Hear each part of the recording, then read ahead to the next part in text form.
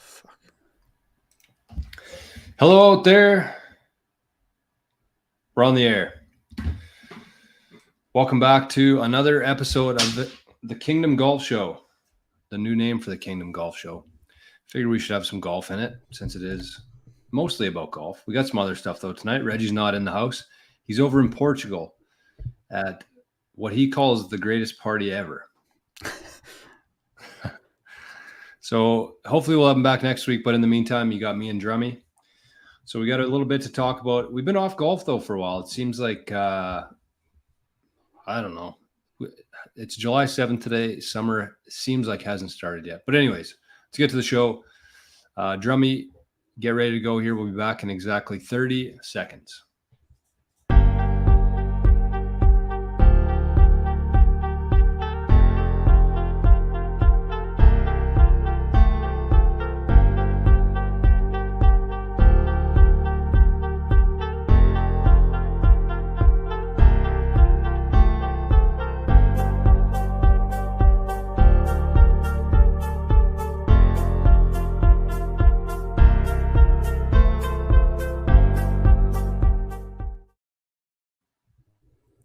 What is up, ladies and gentlemen? Welcome back to the kingdom. I'm here with one half of the brothers behind King Golf. Sans Regan, but here is Joran Headley. Hey, docs me. Weird, man. Yeah, I'm a little bit thrown off out of the rhythm here. It's been far too long since we've last spoke. But anyways, we will send it to Rossman. See what's going on with Jor. It's been a minute, buddy. How's it going? Docs my name and my location. ASL. It's missing my sex. Get the age in there too. Oh yeah, I guess. What is up? Not much. A little rusty. Feels a little rusty. Apparently. Although I've been doing the 88 Sats radio show for the last week, so I'm a little bit I've shaken off the rust a little bit, but I figured you'd be a little bit rusty, so we'll give you a little bit chance to get back in the rhythm here. We got our buddy Sergio in the house this morning, or this evening, I guess you'd say. Not morning. Feels like morning, though. It's been quite the weekend here. We got back from Europe, and I swear I'm still recovering. My ears were popped 5 days later after that we got back. So we had 10 days there. We had 10 flights, and it was a very long vacation. Pretty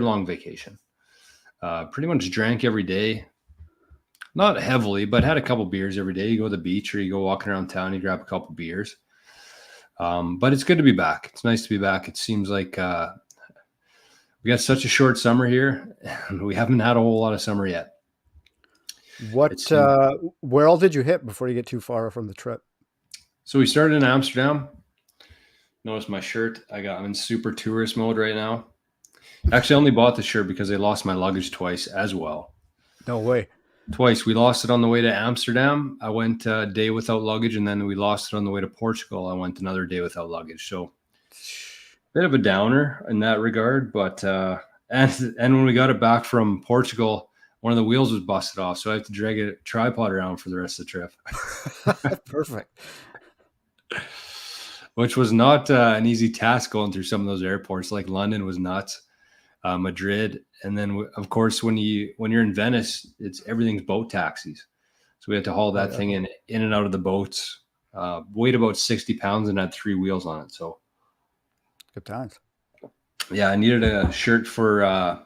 We went to the Heineken tour in Amsterdam, so I got a couple shirts before we went there, which I was under the impression that the airline would cover, and I'm sure they will. But to get that, I guess you have to actually tell them about it. So I still have to do that. Otherwise. Oh, like the damage? Yeah. Well, damage and like they said that if I needed any clothes, which I did, because I went through 24 hours straight with the same clothes on and had to go to sleep and then wake up and, So brutal. You'd feel like so out of sorts on vacation without your shit. Oof. Yeah, that's the shitty thing about it is just because like we drove to Winnipeg and then we flew to Calgary and then we flew to London and then we flew to Amsterdam. So when all was said and done, it was over 24 hours, like just between the flights, the airport. We didn't get any fresh air for like 20 hours, 24 hours. And you're in the same clothes. So it's like not a great. And then they lost to the next flight too. So I don't know. But anyways, we're back. We're home. Bridge is sick now. And I was under the weather for a little while too, but seem to be back now. So got to golf the other night and yeah, saw you there. So what's been up with you for the last couple of weeks? Not a whole hell of a lot, I don't think, other than just starting packing here, getting our shit together. We got 2.5 weeks before we get out of this place and into our new place. So looking forward to that like you would not believe. It's just can't come soon enough. But at the same time, it's like I'm also halfway wishing half of summer away, right? Yeah. Which finally seemed to get into this week, but still rain every day. It's just such a weird year, man. It Brutal. has been. Like so bad for golf. Like even Yeah. you can't even sit in your yard for more than like a day with the next day being rain. So it's just kind of a shit show. But no, we got out to lake this weekend, kind of had like our first beach day of the summer. Also Today? spent no, Saturday. Yesterday. Yeah. And then Friday we spent the day in Mendota. Liz has some friends with a cabin up there, so we beached it in Mendota for the day, which was cool. That's a good beach. I love that town, man. Yeah, so do I, honestly. It's just the perfect small town, like unreal. Like, because it's like half it seems like a resort town, almost Clear Lakey, Mm-hmm. and the rest like it's just a normal small town. It's perfect. The world evolves around the golf course half the year and the rink the other half of the year. Just typical Manitoba small town. Love it. You're right.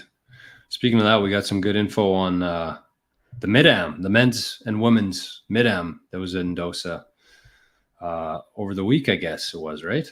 Over the week? Started Thursday? Thursday, yeah. So weekend mostly, but yeah. Sorry, I'm just trying to get this shared on Instagram account. I got a new phone. Seen that. Yeah. Off the iPhone. Yeah, I spent 15 years on the iPhone. It's been a big switch for sure. But you were like the first person on iPhone that I remember.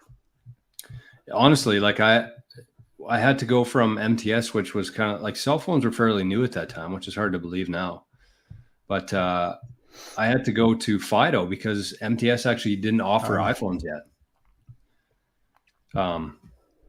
So it's been a big change, but I really like this phone. It has just so much more capability. It seems like the iPhone, they kind of get you in there, they trap you, and then they don't really know how good the world is outside of the iPhone. But I definitely am still missing the group chats. That's about it though. Other than that, like the App Store, it's not just you can do a lot more with it. Like even if you had a web page or something that you actually wanted to turn into an app, you can actually convert it. Right. I'm still getting used to it, but it's I think it's called a progressive web app. I believe it's called on Android. So you don't need the official app for it. Like in the App Store, you can actually just kind of create it. I don't know. It's pretty good. It seems like I can do more shit like on my Android TV than I can with my iPhone sometimes. So yeah. I get what you mean. Yeah, it is. It's just a lot different, but we're getting used to it. So we're shared. So yeah, we got some Dosa stuff to catch up on. I reached out to about 5 or 6 people today who played in the Mid-Am over the weekend, just to get their input, like their experience with it, their favorite hole, the toughest hole for them, anything else. We got some good info to share from people. But with that, let's start with cheers. Let's do a cheers. You got a drink? I got a drink. Nice. So it's nice cheers. I don't know, Drums, if you want to add something after this, if you have something else to cheers, but I want to give a cheers to small town courses. And it seems just to me like this week it was Mendota. Last year was Oak Island that was kind of in the spotlight. It seems like courses around this area are finally getting some eyeballs on them, some attention. Some love from Golf Manitoba and from just the golf world in general. And it just seems like golf's become a pretty popular pastime in the last 4 years. And the city courses, I know that they're always booked up. They're full of their members, their private courses, but it's the small town courses, I think, that kind of fuel a lot of it around here. And there's been some great golfers that have come from small towns just by being able to be out there for 12 hours a day, 16 hours a day. Parents drive away, drop you off at the golf course. And so we were both raised on small town courses. It's nice to see that a course like Dosa is finally getting some attention and some a shot, I guess, to get in the spotlight a little bit. So that's the cheers for tonight. Small town courses all across Manitoba, all across the world, really. You need them. Salute.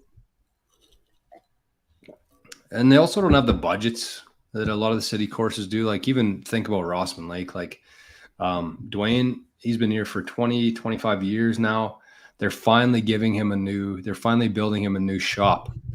And if you've seen Dwayne's shop, it's more than overdue for a new one. But they're doing a bit of a fundraiser here for him. They're going to take some proceeds from a few tournaments and build him a new shed. But the amount of time and energy and love that he's put into this golf course, it's in fantastic shape too, actually. I had a couple people from Brandon who played there recently and said it.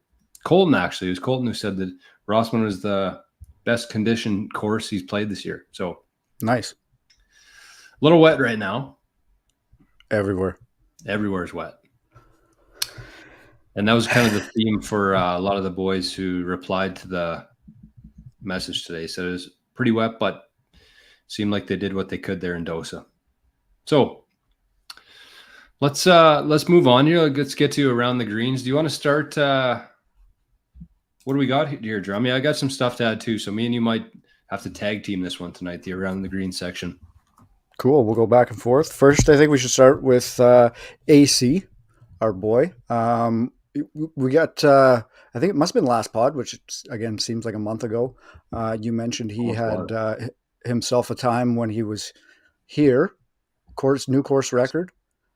He had an ace while he was home for the short period, and then he was back at it last week at the Italian Open, finishing 10th, which second best of the year. So getting himself back on track. Unfortunately missed the cut this week, but still good things to build on with a top 10 finish. And then going right into the Scottish Open this week. So cheers and good luck to him for this week as well. So Scottish Open is kind of like the prep for the Open, right? So I'm guessing the Open's the weekend after or 2 weeks after that. Isn't it August? I'll double check. No, I'm pretty sure it's in July. I thought Scottish was right before the Open. Might be the last weekend. You're right. But yeah, so I mean, I think with a good finish at the Scottish, he could get in still to the British. Next weekend, Drummy. Oh, is it? Shit. Oh, maybe not. It says 14th to 21st. So what would that be? 21st weekend. So yeah, it isn't 2 weeks from today. So it's Scottish next weekend, and then the Open is the weekend after that. Right on. So yeah, hopefully a good showing can put him in the field. That'd be cool. He'll have a lot of big names in that one, Scottish. Huge. I think that's kind of like their preparation for the prep. Open. Yeah. Yeah, Rory always goes those boys. Yeah. Yeah, good playing by AC. Do you remember what course he got an ace on? Elmhurst? I was going to say Elmhurst too. I can't remember. Quickly double check as well. We got lots to check on tonight, so bear with us with two people here. Aaron Cockerell. So he's got the course record at Niagara. You're right. That's where it was. Where did he get the course record, though? I think the same day. Oh, yeah. Same course. Managed to squeak in a hole-in-one at Niagara and set a new course record right before I left. Right. Excited to bring this energy into the next few weeks in Europe. And he did. Yeah, top 28 3. On the front nine. Unreal front nine. At Niagara? Yeah. Yeah, pretty impressive. Not an easy golf course if you ever played there before in Niagara. Speaking of easy golf courses, did you watch any of the golf today, Drummy? I didn't, but I saw some hate online. Oh, really? For the John Deere, kind of calling it a amateur event. with the PGA name on it. First thing I thought of when I watched the last 5 holes, I think, just kind of while I was working here today. And the leaderboard, I think there was 5 names on there. I didn't recognize any of them. Like, it's tough because you don't want to like shit on the players or anything. I know about that, or even the course for that matter. But it just seems like that's happening more and more. Do you think it's because of the elevated events that that's the only time that we're seeing the big names that they give a shit about? I think there's a lot to do with it, honestly, because to me, it's like the boys are all, it sounds like a lot of the guys are going to prepare or to the Scottish Open.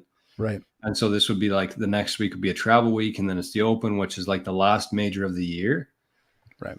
And so I think that they're kind of used to bouncing around America and stuff, but to go overseas, like it is quite a bit different. Like it's not the same as hopping on a flight from New York to Texas or, it's a bigger thing. So I think that the majority of those guys are kind of already in open mode. But the PGA also is aware of that. And so they intentionally put the John Deere Classic this weekend. So I don't know, like what do you think is better, lackluster field or no golf? Right. Like they're on every weekend, right? So you're going to have that, especially if like there are guys that are prepping for these big tournaments. Like that's nothing new, obviously, but it just seems like some of these leaderboards, you just like, I would still call us pretty big-ish golf fans, and to not recognize a top 5 is different. Yeah, but that also speaks to us getting older. So like there could be 25-year-olds that know most of these guys. Like we knew the younger ones growing up too, right?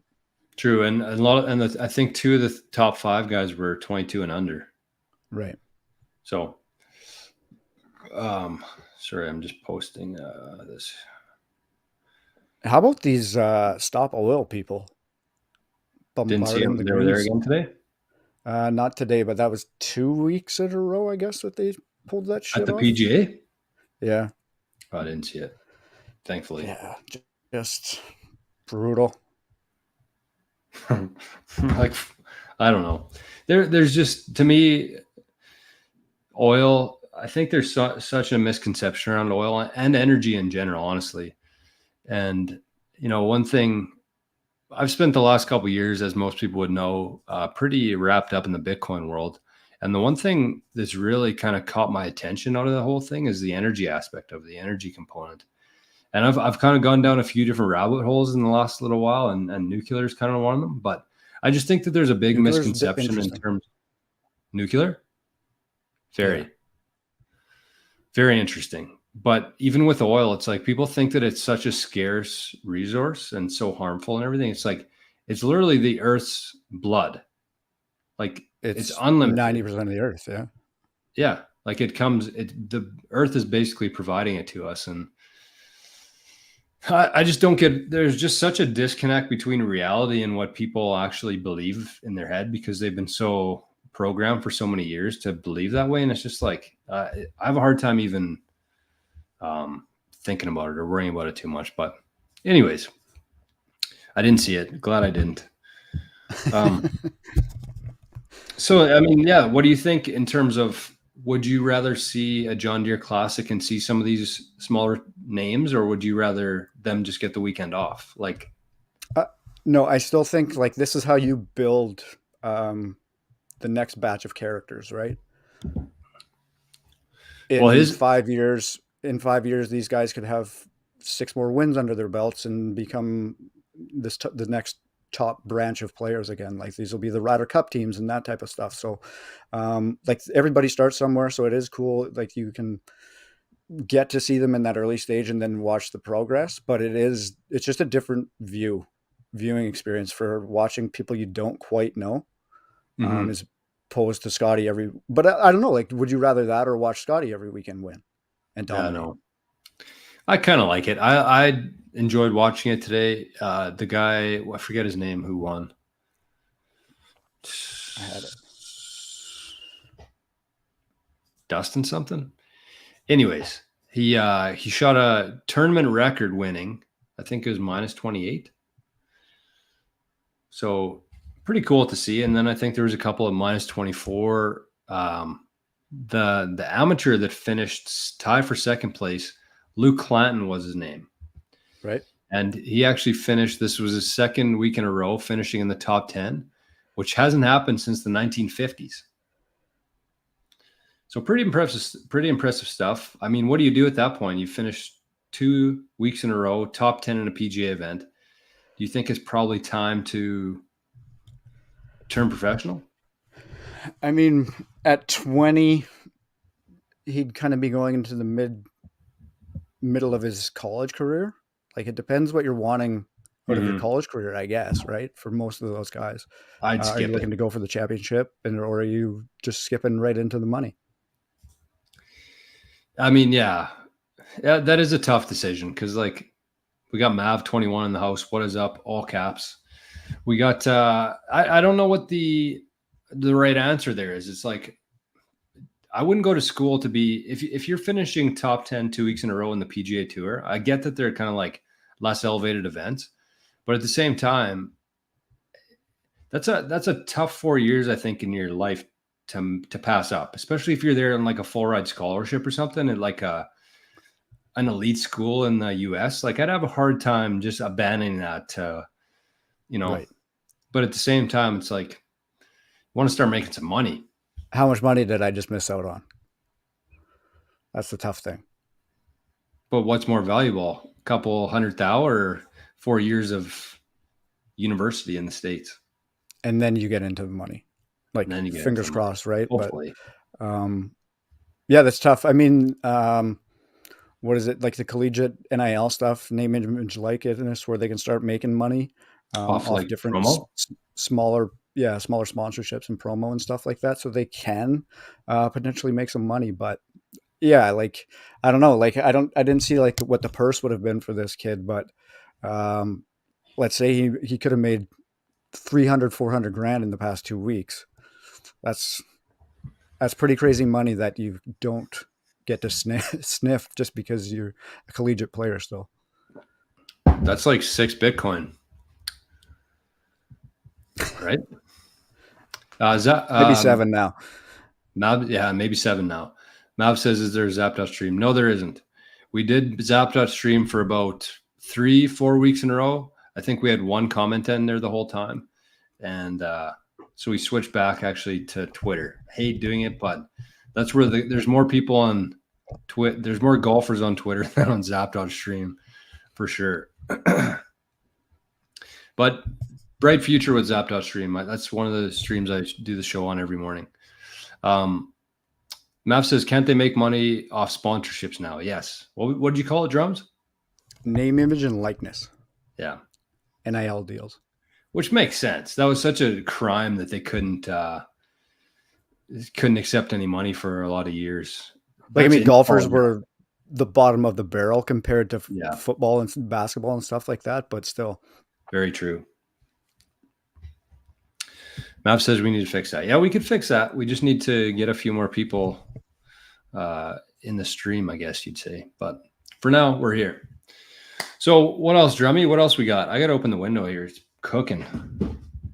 Scotty Scheffler, have you seen how big his lead is in the FedEx Cup? No. So it's the largest lead since 2009, and I can't find like what the lead was that year, but he is leading by 2,511 points right now. The next closest, so his lead right now in the FedEx Cup standings is 2,511 points. Which is a lot, right? Like, what's the leader adding? In that time frame, like since 2009, the next closest was like 1,500 for the largest lead. Like, the way he's playing is just absolutely nuts. It's almost I don't know, sickening. like the FedEx Cup is such a weird thing. You love it when it's like at the end of the year, but it still doesn't make a lot of sense to me other than it's just like the big payday. Like the format of it and everything? Or what do you Yeah, mean? the format, we've kind of talked on the format being maybe not perfect. I honestly think that the way they do it now is a lot better than it was before. True. Like try to figure out where everybody sat before they actually started people ahead of the others. I Yeah. don't know. I think that this is the best way to do it, and I don't know. Like overall, the PGA has made some changes, some very positive changes, in my opinion, and Liv actually had a lot to do with that. But I like the format. I like that they start the PGA Championship isn't the last one anymore, because I think that was kind of like a bit of a Dud. buzzkill. Yeah. I like the new format of the president. Is it no, not President's Cup? What's it called? FedEx Cup. FedEx. And I like that between the Ryder Cup and President's Cup now, there's like a competitive, because President's Cup used to be a joke pretty much. Right. Like there's a fairly Just with competitive the, team event every fall now. yeah. Yeah. And absolutely electric factory with those tournaments. Big time. I can't Yeah. wait to see it in Montreal this year. That's going to be wild. Unreal. Unreal. Um, this might be me going on a limb, but when, and I will say when, Live Boys come back, I think that the FedEx Cup goes with it, like goes away, and that's where like the team event kind of takes over. As in, like the Ryder Cup, President's Cup. Yeah, like, but we'll have that every year. I think they need to change those, though. I don't love the fact that the US gets to play in both and the other guys have to do it every second year. Yeah, so like, what if you? Yeah, so if we did like the internationals versus Europe. I think Europe's kind of at the point. Well, it was the US for a lot of years, but I think that Europe now is at a point where they could take on the world instead of the US. Yeah. Because Tiger's gone, but they got Scotty here. So Mav says that Scotty's not even playing next weekend. Is that in the Open or is that the Scottish Open? He's got to be I would say playing in the Scottish. Open. Yeah, he'll be playing the Open. Mav was actually the winner of the U.S. Open Sats pool, so he won 250,000. Oh, beauty. Sats. So he's rich. And then I got another good. This is a good from Reddit, and it's best golf story ever? Question mark. I played a scramble yesterday, and one of the guys is a scratch golfer. Every year, the scramble gives you a chance at winning a free car if you hit a hole in one on the par 3 7th hole. Anyway, my buddy ends up Ubering to the course. I asked him why, and he said, because I'm leaving in the par 3 car. Yes, he is kind of a douchebag. Sure enough, he's striking it all day. We get to that hole, playing 167 yards, and he goes, I'm just wondering where the keys are at. He pures it. The ball takes one hop past the pin and spins back into the goddamn hole. I didn't think they'd actually let him take the car home that day, but sure as hell they did. His license plate now says Ace Man. Everyone in town calls him this. No way. It seems like a joke, but still a good story. It's like the old birdie the first hole. What's the course record? Call into the pro shop, see what the course record is. But that's a beauty. I also would not imagine that you actually get the car that moment. I mean, he There's got to be seems like some. a guy that would talk them into it, though. There's yeah, that's true. But there's got to be some paperwork and logistics around that before you're walking off with the keys. Probably, I don't know, like small town. I mean, if you tried leaving the Dauphin Kings tournament with a hole in one car, you'd probably get pulled over within 50 feet of the golf course because you're inebriated. Buckled. Shouldn't be driving, but I don't know. Like that's a cool story though, because I don't know. This is kind of something I've picked up on through the years in golf and kind of in life. Honestly, I'm a big believer in it. But like, if you've ever walked up to like a putt before you hit it, and you're like, you get a different feeling when you walk up to a putt and you're like, okay, well, I can see where this is going. I'm gonna make it, and it goes in usually. Same as chipping. Like I don't know how many times in my golf career I've walked up to a chip right off the green and I said, "This is going in." and it goes in.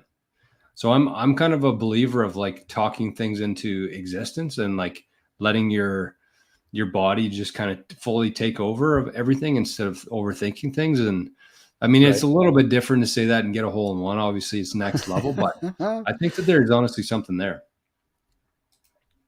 I love even just Ubering to the course because that's full commitment. Like that's full commitment.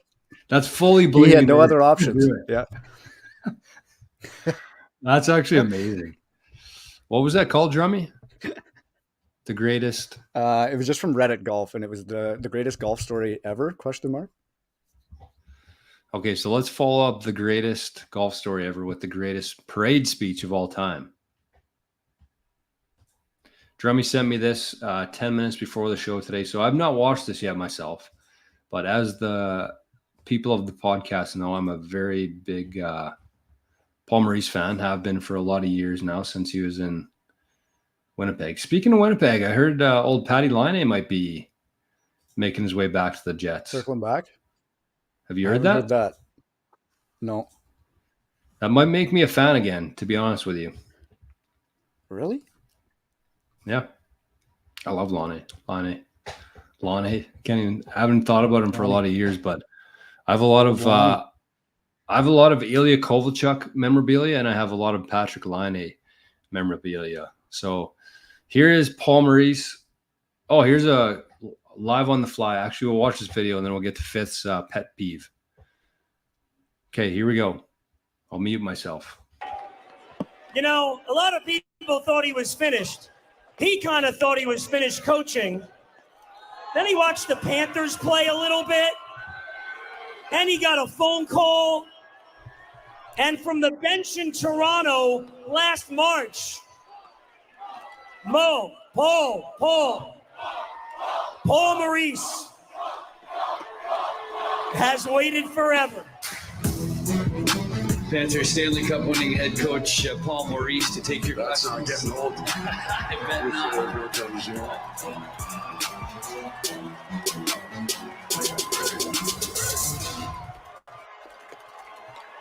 30 fucking years. 30 fucking years. For every fucking one of you, 30 years. And for that woman over there, 30 years of being married to an asshole. Fuck yeah. I want to, in my wildest dreams, I've never would have thought I could see this. Seriously, understand this. Everybody that we love in this world is fucking happy right now. I want to thank all of the police officers and the fire department, especially the fire department that had to fix my daughter and her friend. Took a beer can off the head, God bless them. I want to thank all of you for these men here for welcoming our families to Florida. For our wives, our children to come to Florida. My two cats, this is Poppy. Wait, this is Penny. Those are my two cats. My daughter made the shirt. I promised her we win the Stanley Cup, I'm wearing that shirt. I got one more word for you. And actually, this isn't for you. This is for you fuckers.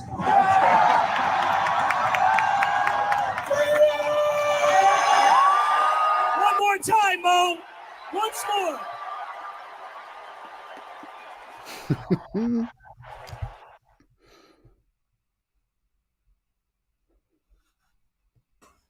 Wow, he came in hot there. I didn't anticipate that.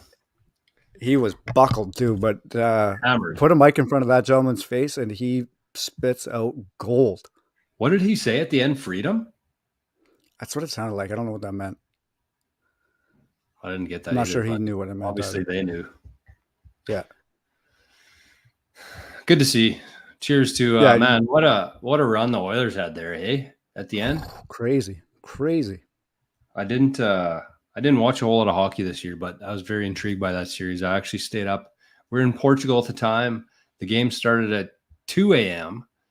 And I think that I stayed up till about 4 a.m. So I missed the last 10 minutes of the game, but I'm kind of glad that I did, honestly, by the end of it, by seeing the final score in the morning. Right. You didn't miss anything at that point. So big shout out to our guy Pomo there. But we got a live pet peeve here, Drummy. This is the first of the show.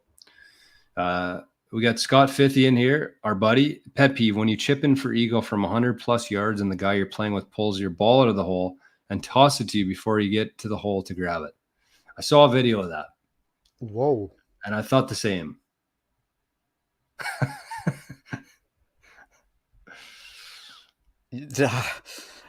That's a pet peeve, 100%. You can't argue against that one at all. I've never seen that in person. That's nuts.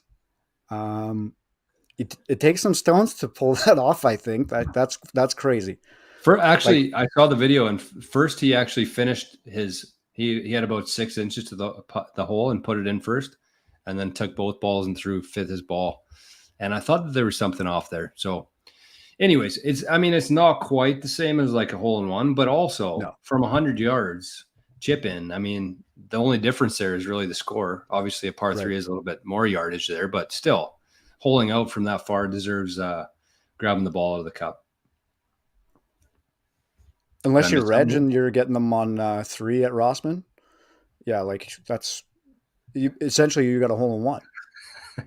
Right. And this guy's stealing your thunder? We got Joe Poutine in the chat tonight. We got some good info coming in here. Golf requires goofy pants and a fat ass. You should talk to my neighbor, the accountant. Probably a great golfer. Huge ass. Yes. Joe Poutine, great name. Happy Gilmore, a great movie. What do you think the best golf movie out there is? Happy Gilmore or a different one? Probably is Happy. Where are you at on Beggar Vance? That was a big one for me when I was younger. Loved it. It was, but it's not one I've watched like 1,000 times like I have Happy Gilmore. No. Same with Tin Cup. Great movie, great story, but it's not like as funny as like a Caddyshack or Happy Gilmore. Yeah, even Caddyshack, you watch it after like 10 years, you're like, yeah, this still holds up pretty damn good. So good. Like Dangerfield in that movie is 10 out of 10. And the judge. And we're waiting. There's 2 guys. What's the greenskeeper's name? Bill Murray. Bill Murray. He's 20 out of 10 in that movie too. Yeah. Chevy Chase. Mm-hmm. Bill Murray's brother. Whose brother? Bill Murray's brother. He plays who's he in that? He's like the head of the caddies. Oh yeah. I can see him. He's a shorter guy. Yeah. Yeah, actually Dwayne's dealing with a bit of Caddyshack himself right now. There's a couple beavers on the course in hole 2 pond that are clogging up the creek and stopping the flow of water. So it might be a You better get out there one night with some TNT. You and Winnie. Okay. So that's speech fired me up, Drummy. Thanks for sharing that. What else we got tonight? I don't have much for around the greens. Like I said, it was kind of slow golf world for me the past couple of weeks. Kind of has been, since the U.S. Open. Yeah. I did get out and play Poplar Ridge last week, the week before. Did you? First time playing there. Love that course. Ever? Yeah. I don't know why I never hit it. Love that course. We played in like 70K wins as you have been all year. So I would really like to play that course without that kind of wins. I think that course is like designed for those, maybe not that kind of win, but more so that link style course, right? Mm-hmm. But yeah, like it's definitely a course you have to play more than once just to kind of get where you're supposed to place your tee shots. But it gives you kind of that variety where you can hit drivers. Some holes you'll have to hit 5 irons off the tee to put yourself in good position. So I really like that course, man. Great shape. There is some massive houses along that course. Mm-hmm. Holy smokes. Yeah, it's pretty good spot to live there. Actually, mom and dad almost bought a house on one of the hills there. I think on the back end there's a par 5 that goes up the hill. Yeah. They almost bought a house just on the left side off the fairway there. I think it'd be like 15, maybe 14 or 15. Yeah. There's kind of 2 holes that run. There's a par 3 over the water. There's a bunch of geese shit there. And then there's a kind of a shorter par 4 that runs the other way. And then the par 5 comes back the other way, goes up the hill. Yeah. Yeah. Unreal course, though, honestly. Like, just a fun course, fun layout. There's some different kind of shots here you don't get to hit. You can't just pull out the driveway and hammer away like a lot of courses. Yeah. Yeah. And while we were there, we took a little spin by old Lakewood Hills. Completely gone. Completely gone. Well, Jimmy Dudman passed away about a month ago, I think. It was a few months ago, maybe, and they haven't done anything with the course at all. Like, they've just let it grow over. Disappointing, but I've heard some rumblings about some potentialities there. So hopefully it stays a golf course. I thought you were gonna. Gotta get those Bitcoin up a bit before that can happen. Yeah. 88 sats. I think if we get to buy Lakewood Hills, that would be a failure. I'm thinking more along the lines of Quail Hollow. Okay, so Davis Thompson. I said Dustin, but it's Davis Thompson. So he fired, I think he was 29 on the front today. But one of the cool things that I heard today while I was kind of watching the end of it was that there's a group of guys, I guess, that have been renting the same house in the area there, like an Airbnb. And I think there's been a group of them staying there for the last 3 years. And for the last 3 years, the winner of the John Deere actually was one of the guys that was staying at that rental house. Oh, so they got some good juju there. Yeah, that's got to be in the advertising for it. 3 John Deere Classic winners have come from this house. Jack that price up. They should just buy it. Yeah. 3 wins in the PGA. You'd think you'd have a couple bucks to throw at a house.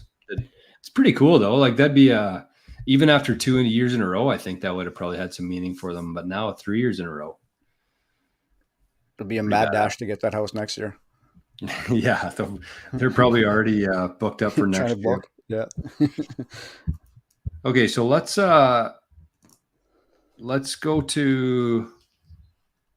our actual fixture divots tonight. I got a timeless tested and true that I came across. There's a video we got to watch, but it's only about 30 seconds long. So we're actually doing pretty good for time. Oh, you know what we haven't done yet? The DOSA yet. Oh. So we gave a cheers to Mendota DOSA National for hosting the 2024 Mid-Am Championship this weekend. And so we reached out to a couple guys that we know just to kind of get some info from them, some intel, boots on the ground. So let's just kind of start hammering these off. None of them are very long, but we'll get through them. Actually, I think 3 or 4 of these guys were actually in the top 10. So no duds here. So the first one is from our buddy Roscoe. This one's sponsored by Shanks Driving Range and Grill. So this is what Roscoe had to say on the event in Dosa this weekend. So he says, for how wet it was, Piper and his staff did a great job. They actually played lift, clean, and place through to the green within 1 club. So it made the penalizing trees and long fescue basically non-existent because you could move your ball out of there for free. Just because it was so wet, I guess. Yeah.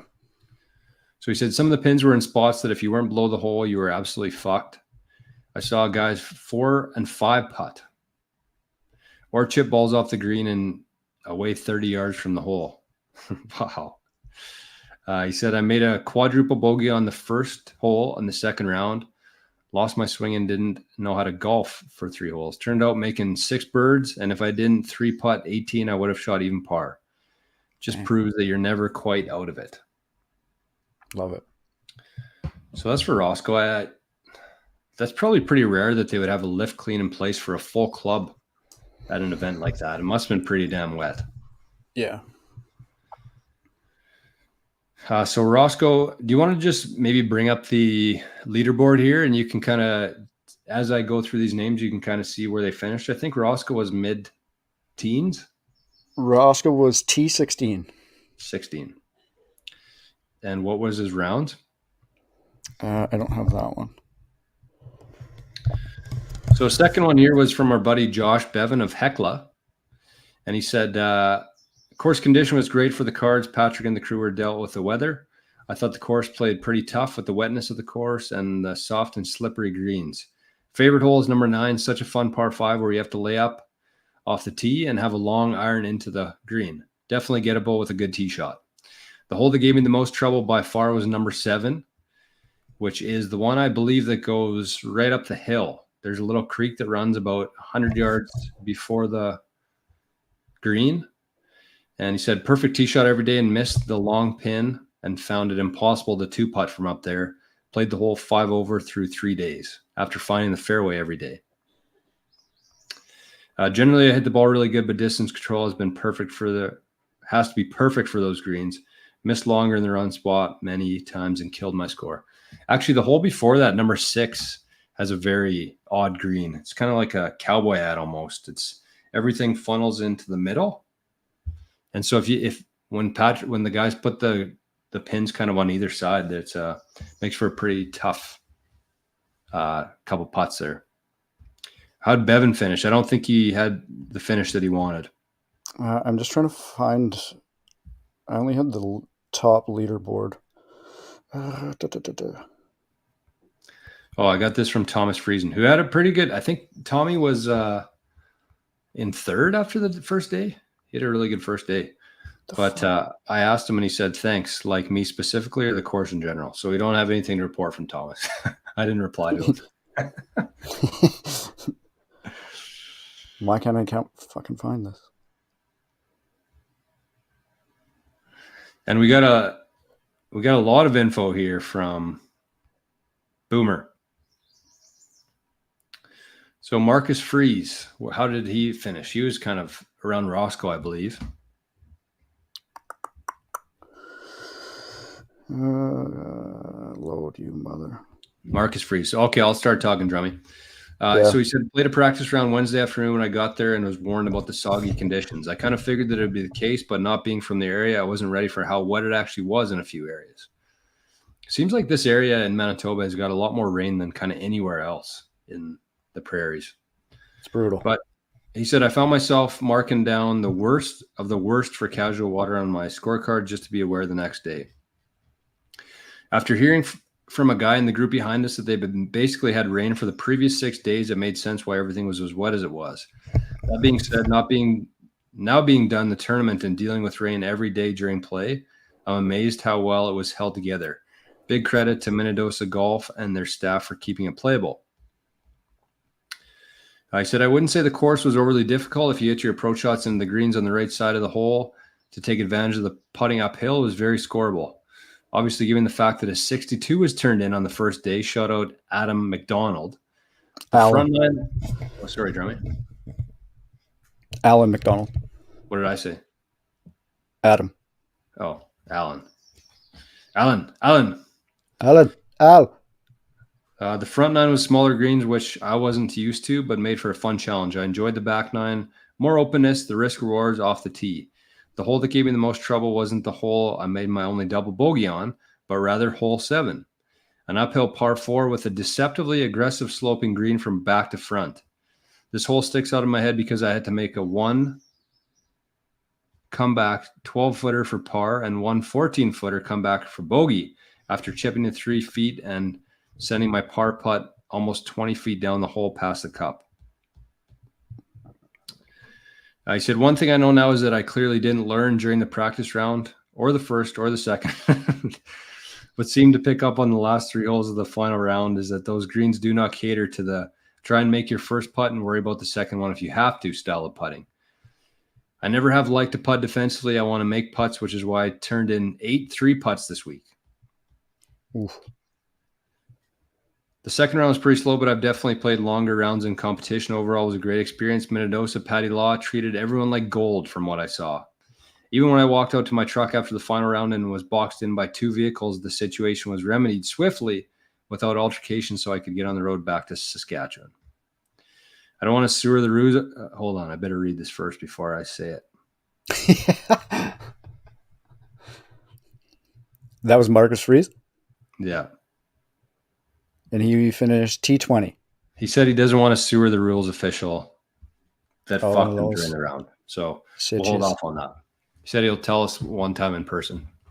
And then who were you saying before? Thomas Friesen? Yeah, he had a great first 2 rounds and then a not so great final round. So he was probably upset with that final round, but still a good showing. T16 with Sheardo. And what was Boomer? T20. T20. So those guys were probably pretty close in final scores. Yeah. Okay, and then we got a couple more here. This was from Jordy Lutz. T9. Up there. T9. Yep. Yep. So he says, okay, to state the obvious, Dosa National is very wet. However, the maintenance staff did an amazing job prepping the course and removing as much water as possible to host the event. Patty and the Golf Manitoba did a fantastic job on the course setup, and overall the tournament experience was first class. The course, I think, is a hidden gem with many tricky greens. I would say the greens were the downfall for most players, including myself. For me, I had trouble judging the spin on chips and pitches and short wedge shots. Reading the greens was a bit of a challenge too. I felt I read them okay. However, they were on the slower side, and I'm a guy who likes to die putts into the hole. I'm a notoriously pretty average putter on slower greens. The favorite hole has to be 15. Par 5 with a challenging tee shot and fun approach to a green protected by mounds and a front bunker. Yeah, that is a fun hole. 15. Honestly, I hate the second hole. It does not suit my eye one bit. I hate it left in the trees all 3 rounds on purpose. I want to know part of the right side of the hole. 16 is another great with a tricky green. So 16 would be the par 4 that runs back the other direction from 15. Split the fairway with 2 bunkers in the middle of the fairway. Great hole, in my opinion. I played with Alan McDonald, the champion and the new course record holder. I think it goes without saying that this guy's a great player. However, he is extremely humble and one of the hardest working guys at this game. From what I saw on Thursday morning, this kid has worked his ass off, especially with his wedges and putting, and it showed. He's also very mentally strong, which can get overlooked in the game. It's not just about skill, it's about keeping your wits about you and focusing on the task at hand. Alan did this perfectly, in my opinion. He had a bit of a tough day on day 2, but he said it best. It was kind of... he had a bit of a tough day on day two, but as he said it best, it's kind of like my first round. I didn't play bad, just a bit sloppy. Now, how do you really follow up a 62? No shit. Yeah. So he fired a 62, and apparently he 3-putted the 18th hole, right? Yeah. Wow. So he said, nonetheless, I couldn't be happy for my guy, Al. He's such a great guy. I'm so happy for him. So shout out to Jordy there. That's some pretty nice words for Alan, and it's good to hear that. Mm-hmm. What about our buddy Michael Coates? He had a good finish as well, eh? Yeah, he was T7. T7. Yeah. He's actually from Mendota. He grew up with us playing hockey. Coates. He plays out of Southwood now, I believe, though. Yeah. So he says, I can honestly say that this is the best I've seen the course in a very long time. Mendota has had a very rough time in the past with floods, but this year you wouldn't even know hole 1, 2, 3, 4, 5, or 6 were completely underwater a couple years ago. Pat and Dan have done an absolutely fabulous job with the course and put on a gem of a tournament. Heard nothing but praise for the course from everyone playing this weekend. They couldn't get over the views. That is an overlooked part of Dosa, is the views, especially on the back nine. Yeah. As for how hard the course played, the conditions definitely made it easier, the wet conditions. But I wouldn't call it easy. If you've ever played Mendota, you know there's a lot of slope. It's in a valley. If you ever get those greens too fast, they're almost completely unplayable. Of course, I'm sure they wish they were drier and slightly faster, but Mother Nature wouldn't allow it. Favorite hole this week was number 17. What's 17? That's another par 4, I think. Dogleg left. Fairly drivable if you got the wind, actually. Maybe not from the back tees. But he said they had the tees moved way up on Friday, and it made for a very fun tee shot. A very risk-reward hole to a very unforgiving green. I don't know what hole gave me the most trouble, but most stressed out would be 1 and 7. Those greens are just wild when you're above the pin. So 7, 3 people said that. I was loving the leaderboard after day 1. Dose was doing well. I wish we would have held on to that. I'd like to give a shout out to my buddy Alan McDonald, the natural. Hell of a weekend and a new course record. The guy can do it all from MMA, boxing to winning golf tournaments. Dang. So he said, I'd love one day to see the rural am back, or maybe even like a Westman am. So many great golf courses out that way. He's absolutely right. Okay, and the last one here, Drummy. So shout out to Michael Coates there. Heck of a week, and probably nice to play at his old home course of Dosa. So this was from Skylar Thomas, another one of our buddies, and he had a good showing too. What did he finish? 6th place. 6th place. 1 under for the tournament. Great finish. So Skylar says, playing summary. Overall, pretty happy with how I played throughout the tourney. Drove the ball well, and ball striking was pretty good majority of the weekend. Putter was solid in the first round, and then struggled a bit for the second and third. Lots of tap and pars, which is stress-free, but left a lot of very makeable birdie putts out there, which is pretty frustrating. Event summary. Obviously, with the constant storms rolling through, the 2 rain delays were not ideal. Nolan Tutkaluk and I were paired as a twosome the first 2 days, and we were the last group off for the second round. That round took almost 6 hours, which forced me to have to bail on a good friend's wedding. Oh, no. That's rough. But obviously, we can't control the weather, so it is what it is. On a brighter note, I love the course. I never played it until this summer and really enjoyed the layout. There were also a few local members out spotting some holes. It was nice to see some members supporting local competitors while also cheering on out-of-town competitors. As a small-town Westman guy myself, it was nice to see the local support and welcome this event. Conditions, wet in caps. Again, unfortunate and felt bad for Patrick Law and the grounds crew, as you could see that they put in endless hours preparing the course for the event. Greens were in fantastic shape, all things considered. Hole 8 was the only one I recall having water issues. It was pretty wet at the front of the green due to its location. Despite all the moisture, the course was very lush and green. Difficulty, definitely some gettable low scores, as you could see by the leaderboard. Par 5s were all reachable. Hole 3 and 11 were reachable par 4s, with 17 on Friday, as they moved up the tees to the front that day to entice guys into ripping driver. Greens are all pretty slopey, and some of the pins were in crazy places, forcing some well-played shots into the greens. Favorite hole, number 8, which is a par 3, just due to the elevation. That is a kind of a crazy hole. It's about 200 yards field on the right side, and probably slopes down about 30, 40 feet. Honorable mention to hole 5 is I lipped out on an ace the first round, so that's the short par 3 on the front 9. Hole 11 for par 4s was a love-hate because I drove it on either side of the green every day, but also made par, unfortunately. Hole 9, favorite par 5, especially since I played a 2 under for the tourney. Honorable mention to 13 as I chipped in for eagle from the fringe in round 2. Sounds like Skylar had quite the weekend here. Yeah. Most trouble, for whatever reason, I struggled on 10 to get my driver around the bush, which suits my shot shape. Round 2 went deep into the left cabbage, which led to my worst hole of the tournament. As a righty who likes to fade the ball, hole 1 gives me trouble off the tee as well, which is a dog leg left, especially when the tee markers were on the left side of the tee box. But did manage a bird round 1, so that was a win for me in itself. Would like to say thanks to Patrick and the entire Dosa team for all their work they put into keeping the course playable and competitors fed and watered.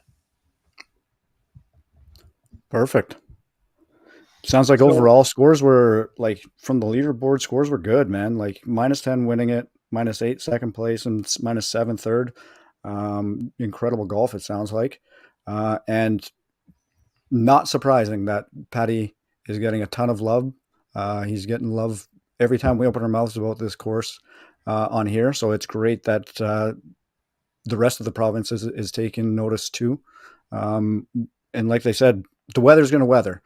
And Patty and his crew made sure that they did the best they could with the weather to put on another phenomenal golf tournament. And it sounds like everybody enjoyed themselves. So shout out to Patty again, killing it.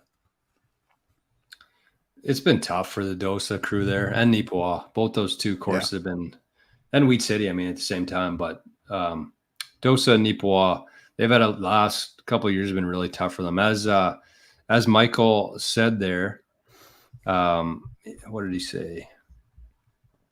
Mendota has had a very rough time in the past with floods, but this year you wouldn't even know that hole 1, 2, 3, 4, 5, and 6 were completely underwater a couple of years ago. Remember that? Yep. There's like 2 or 3 feet of water above all those 3 holes. So, yeah, huge shout out to Patty. Honestly, I think that it's been really. Sorry, I got to sneeze.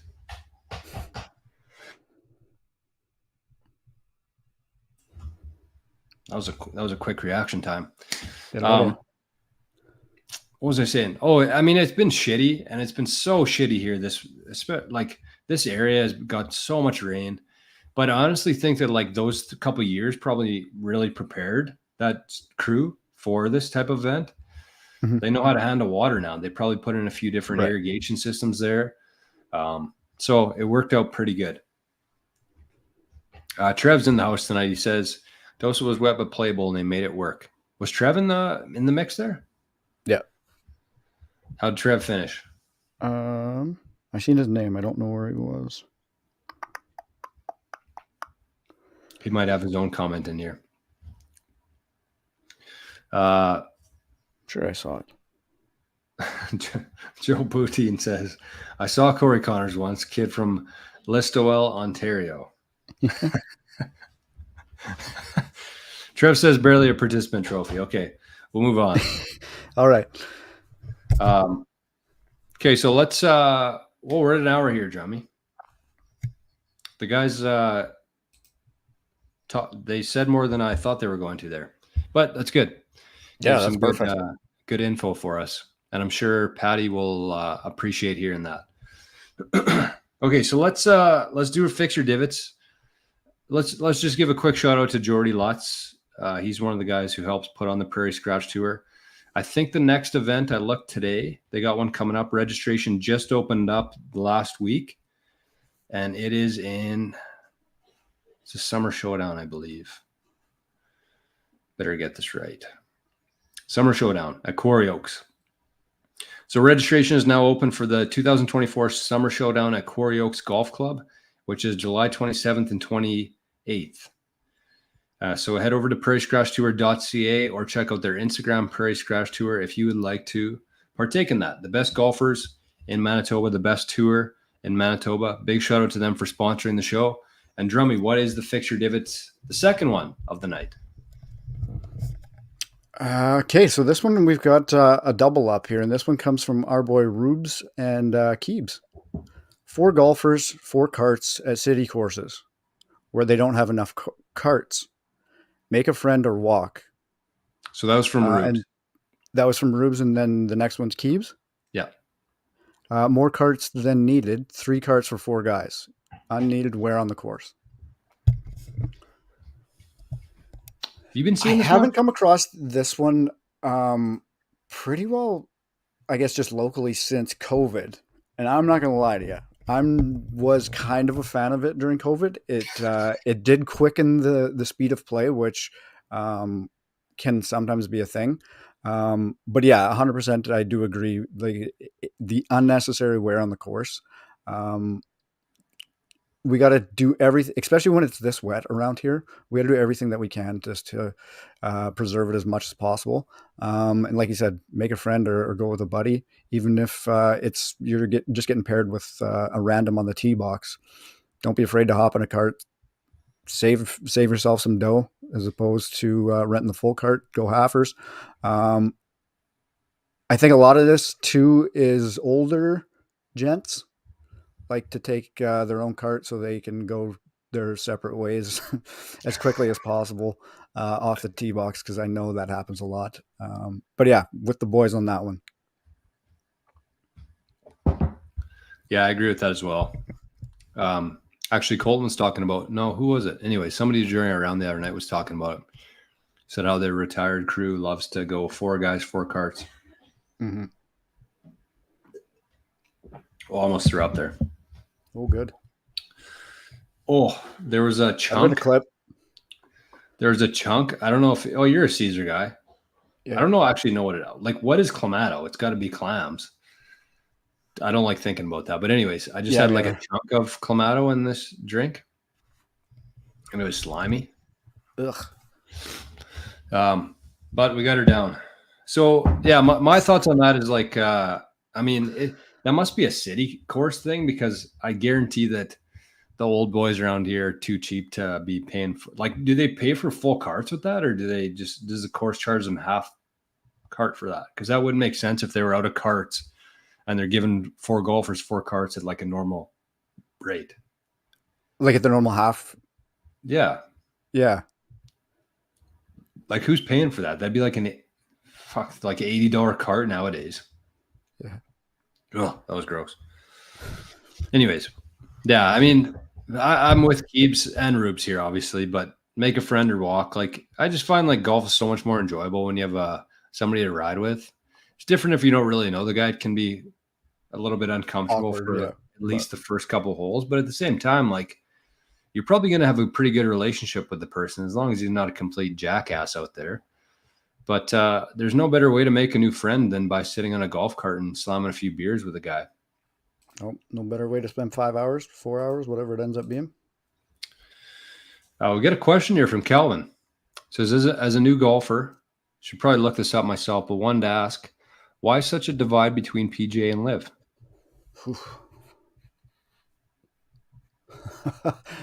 This could be another 2-hour episode. Yeah. Kelvin, there's probably a lot of things. I would say I'll let Drums give his take as well. But for me, I think that a big one was obviously the money. The PGA guys were probably a little bit salty at the guys who left to play Live because they were taking such high payouts. But I think that a lot of it, from the fans' perspective anyways, was just such a misconception around the Saudis. And the American golf media, the corrupt golf media, loves painting this picture that the U.S. is this perfect government, only does well, looks after his people perfectly, never any issues, never any wars, never anything like that. But the Saudis, though, horrific human beings, blood money, oil money, all this stuff that helped pay for the players. I just think it was a lot of people just hate change. So I think it was a mixture between the money, people hating change, and a very big misconception around the Saudis. And I'm not going to take their side here, but I will just say, as I've said on this podcast plenty of times, is that the U.S. government is not perfect themselves. And if people only knew what the U.S. government has been up to for the last 100 years, they might think a little bit differently about them. Yeah, like outside of the geopolitical aspect of it. It was a big part of it.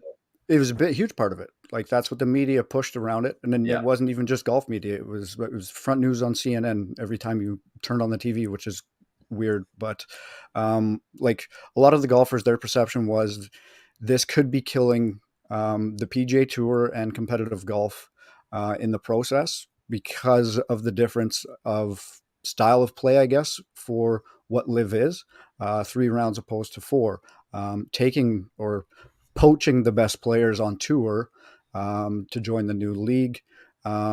Just a worse overall product from the PGA Tour standpoint. So there was obviously players that were upset that these guys were taking the money to go play these events, and then they were still getting into the majors, where some guys were salty, where they turned down the big money so that they could still compete in the some of these events that these guys were still playing in anyway. So there's kind of, and it was always a developing story. Like, there was one reason one week that people would be pissed off, and then they'd be pissed off at another aspect of it the next week. So, and it's still going on. There's players that are still salty with, I'm sure, guys that were friends for 20 years. So like, the divide is real. There is, it seems like they're moving on, though.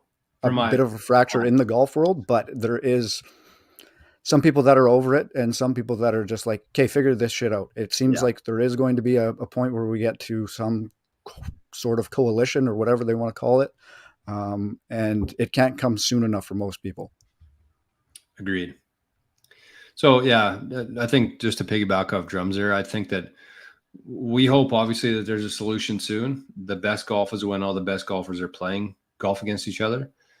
From a fan's perspective, from a player's perspective, for the tour's perspective. But at the same time, when will it happen? I have no idea. And the thing for me that's really stood out most is that the improvements that the PGA has made on their tour because of LIV putting pressure on them to do so, I think that will be a very net positive for golf over the long term. Right. Also, it was funny, Richard Bland, who plays on LIV, won the U.S. Seniors Open too. Yeah. He said that he's just about the money. Is that the quote? Yeah. Yeah. Good. Appreciate the honesty, though.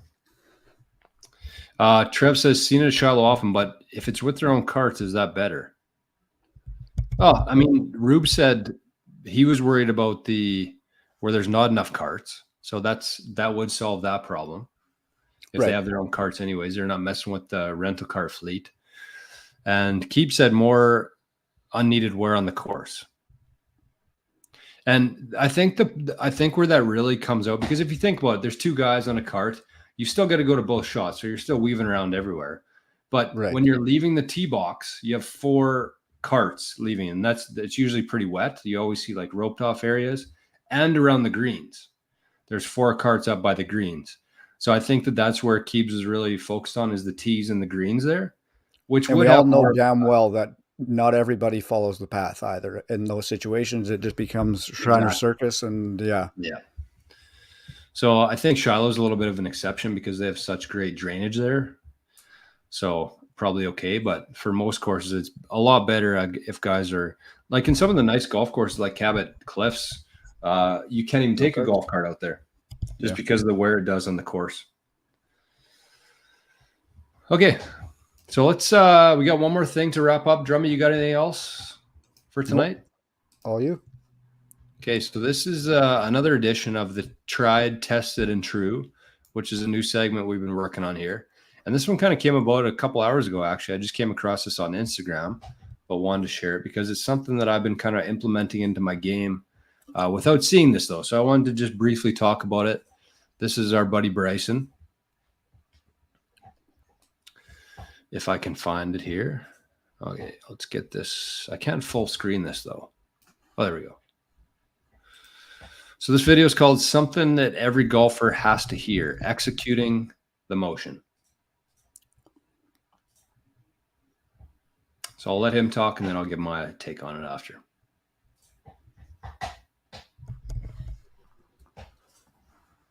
Oh, we're muted. Situation. But most people are like, oh, I'm looking at the golf ball and I'm focused on hitting the golf ball. I don't even see the golf ball when I hit the shot. I'm literally feeling what my body's doing and just repeating that feeling every time. So peripherally, I still see it, but I don't. But you're not really. I'm not intent on focusing on it. I grew up hitting golf balls with my eyes closed for quite a while, just trying to ingrain motion. Keep repeating motion. That's all I focused on. And it paid huge dividends because I was able to go inside whenever I got nervous and focus on executing the motion and not worrying about the situation. Executing the motion and not worrying about the situation. But most people are like, oh, I'm looking at the golf ball and I'm focused on hitting the golf ball. I don't even see the golf ball when I hit the shot. I'm literally feeling what my body's doing and just repeating that feeling every time. So peripherally, I still see it, but I don't. But you're not really. I'm not intent on focusing on it. I grew up hitting golf balls with my eyes closed for quite a while, just trying to ingrain motion. Keep repeating motion. That's all I focused on. And it paid huge dividends because I was able to go inside whenever I got nervous and focus on executing the motion and not worrying about the situation. Thoughts? More just, I don't know. There's sometimes when he starts talking that my eyes gloss over because I don't understand what he's talking about. But like I have so much respect for how much thought he puts into his game and the psychology behind it. If you put yourself in a perfect motion of a perfect golf shot repeatedly, It doesn't matter what that ball is doing. If your body's hitting the correct swing every time, you're going to hit a good golf shot for the most part. But I mean, I do this 10 times every time I golf. I'm more focused on a golf ball than what's actually going on with the swing. Yeah. And that's kind of what I want to point out to you, just as we kind of round out the show tonight, is that I notice this is something, I notice in my golf game, and I almost have to take a step back sometimes and realize that I'm doing, because it's very easy to just show up at the course every week and just go through the motions and do the same thing over and over again without even realizing what you're doing there. But for me, when I take a step back and I think about what could be going wrong here, and I realize that when I'm playing my worst golf, I'm always trying to hit the ball. I'm trying to hit the ball. And when you just swing through the golf ball and just swing through it, that's when I play my best. Hit the best shots, the purest shots, the best ball striking. And it's the same with the putter. Whenever you're focused on trying to hit the golf ball, if you ever read Zen Golf, he says you should be rolling the golf ball, not hitting it. Because when you focus on hitting something, your body tenses up and you do things that are unnatural. So something I think for people out there to think about, if you're struggling with either your putter, focus on rolling it towards the hole. And if you're struggling with your ball striking, focusing on just swinging through the ball. And I love how Bryson said as a kid, he used to do that with his eyes closed all the time. I wouldn't recommend that, hitting golf shots even at the range with your eyes closed. But I still think instead of focusing too much on the motion part of it, executing the motion, forgetting about the situation, just swing through the ball. Don't worry about the golf ball. He said he doesn't even look at it. I don't know how that's possible, but something to think about, because I have noticed this in my past in golf, is that when I'm golfing my worst, I'm hitting the ball. A good example is like a practice swing. How many times have you had a good practice swing, and then as soon as you get a ball in front of you, shit goes sideways? Yeah. Try it sometime. Instead of hitting the ball, just swing through it. Or as Bryson says, execute the motion instead of worrying about the situation. So with that, Drummy, good show tonight. We got some big props from Mendota. It's great to hear from all those guys. Big shout out to Alan McDonald for some great golf. Shout out to the boys who wrote in, responded to the messages, and gave a lot of praise to the course and the competitors. And big shout out to small town courses for just it helps when more people are golfing. They can invest in the courses and improve them. But at the same time, like some of these courses in this area have just made such huge progressions in the last 5 years, 10 years even, that it's so good to see. So, and shout out to Reggie who is at the biggest party in the world tonight, according to him. Priorities. So cool. That's that. And I forgot to mention this at the start of the show, but I should also give a shout out to Ripper. Brian, we had quite the experience there. I said to Moose, I said, it honestly feels like I won a contest. That's what the whole wedding felt like. So big shout out to Rip. I don't know if he'll be watching this tonight or not, but just a first class times a million wedding that we had there. Really cool. I'm sure some people saw it on social media, but Chainsmokers were there on Friday night, and then two brothers or two friends, the big booty mix guys were there Saturday. So it was a party. I thought it was going to be more stuffy than it was. It was just a great time. So big shout out to everything that Ryan and Danielle did, bringing us over there and just having such a great time. It was awesome. So wanted to give a shout out to them for that. And shout out to Drummy for being a great host tonight while Reggie's gone. So good happy Drummy. Let's round things out. Perfect. We're out of here for this week. We'll yet to be determined if Reggie's back next week. We'll see if he's got a voice left from his travels, see how he's making out. But potentially he'll be here next week. We'll be here, same time, same place. That's it for this week. Love you, boys. Peace out. Later. Love you, brother. See you next week.